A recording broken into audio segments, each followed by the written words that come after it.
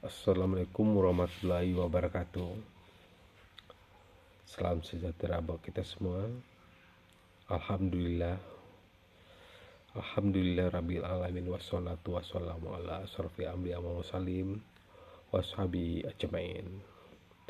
Pertama-tama, marilah kita panjatkan puji syukur kepada Allah Subhanahu wa taala atas rahmat dan kurnia-Nya kita bisa bertemu dalam kesempatan ini. Tak lupa sholat beri dan salam kita sampaikan kepada junjungan kita Nabi besar Muhammad Sallallahu Alaihi Wasallam, karena beliau sebagai teladan bagi kita semua. Semoga kita mendapat syafaat. Amin. Baiklah, dalam kesempatan ini saya akan memperkenalkan anggota kelompok 3, yaitu pemaparan tugas esai 1 agenda 1 pada pelatihan kepemimpinan pengawas tingkat 1 lingkungan Provinsi Sumatera Barat.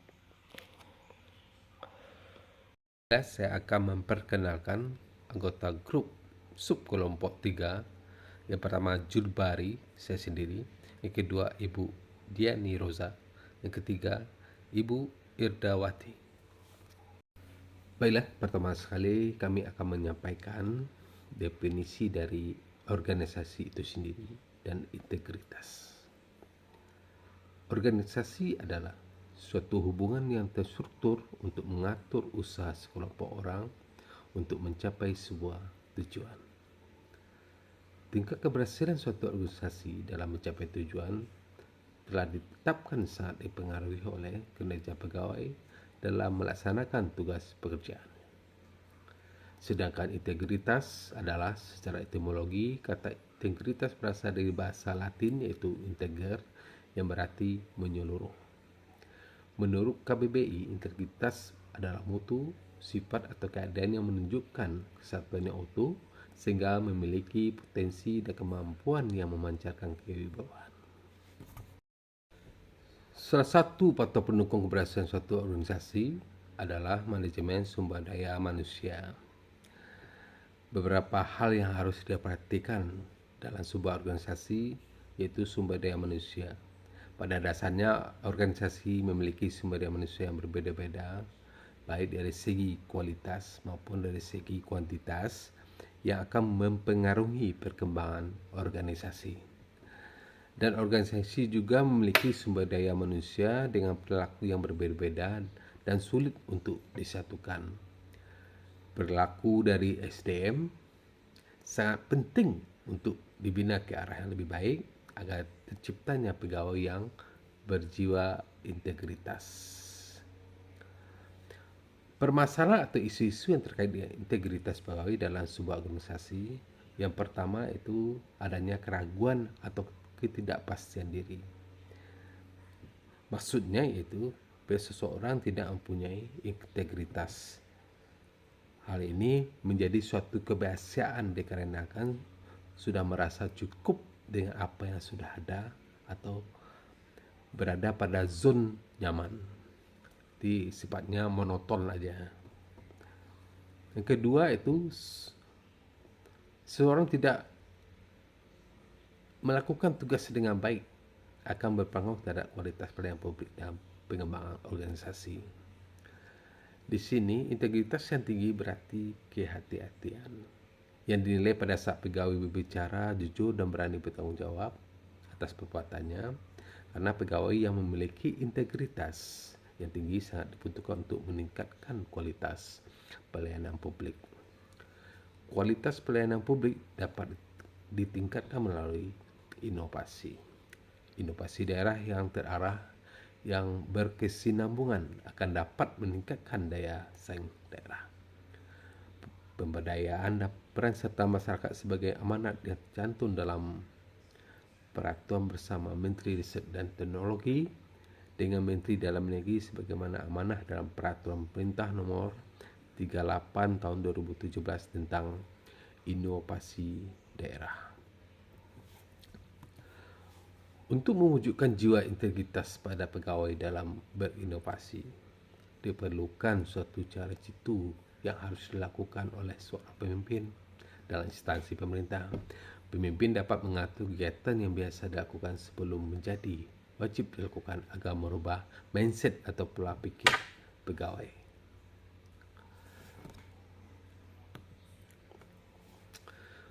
Mari kita bahas peran pemimpin dalam pembinaan integritas pegawai. Yang pertama, menetapkan standar integritas. Maksudnya ialah pemimpin harus menetapkan standar integritas yang jelas dan menjelaskan apa yang diharapkan dari pegawai dalam hal integritas. Yang kedua, memberikan contoh.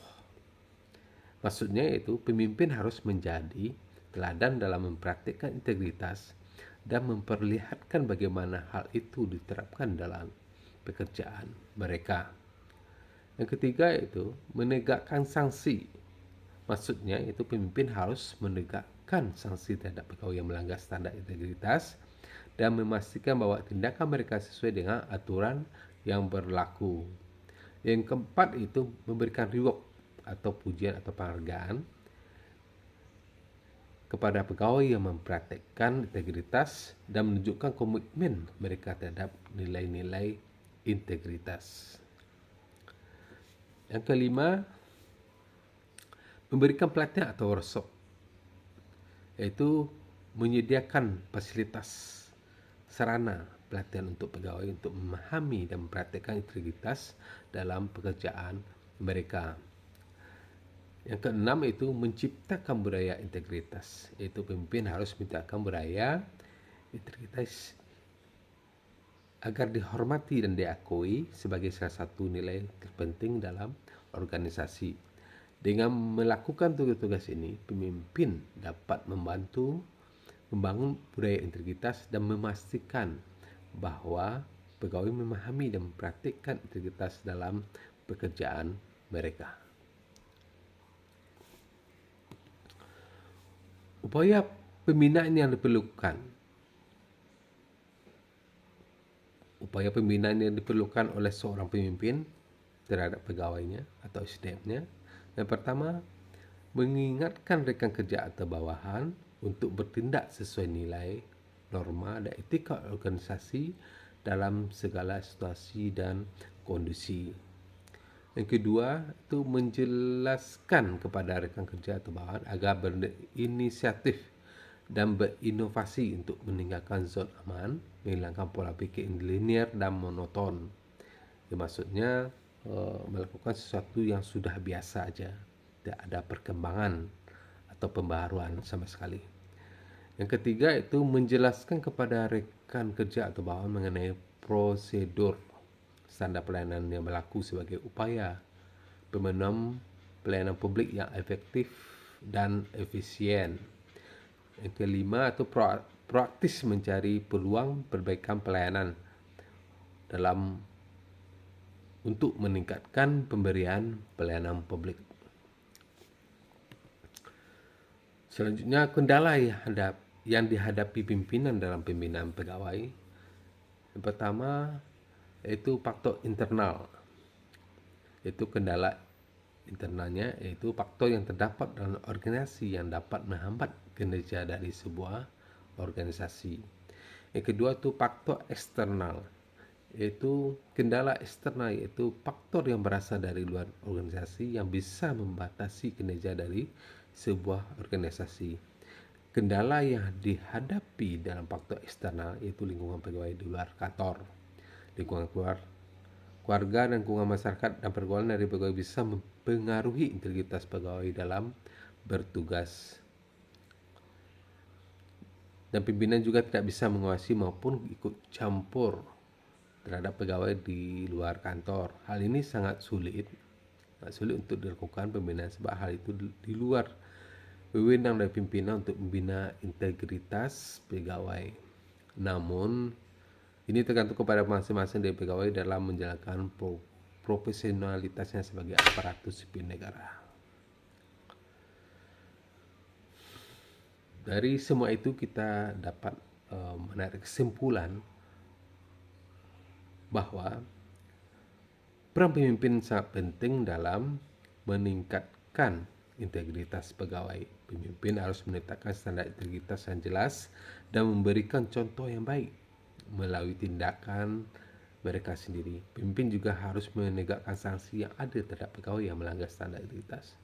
Dan pemimpin harus memberikan pujian atau penghargaan kepada pegawai yang mempraktekkan integritas dan memberikan pelatihan dan pendidikan untuk memahami dan mempraktikkan integritas dalam pekerjaan mereka. Melalui upaya-upaya ini, pemimpin dapat membantu membangun budaya integritas dan memastikan bahwa pegawai memahami dan mempraktikkan integritas dalam pekerjaan mereka. Oke, demikianlah paparan singkat kami tugas esai 1 agenda 1 dari sub kelompok 3. Semoga bermanfaat. Dan tak lupa kami mengucapkan mohon maaf jika ada perkataan, sikap dan perilaku yang tidak berkenan. Akhir kata kami mengucapkan wabillahi taufiq wal hidayah. Assalamualaikum warahmatullahi wabarakatuh. Terima kasih.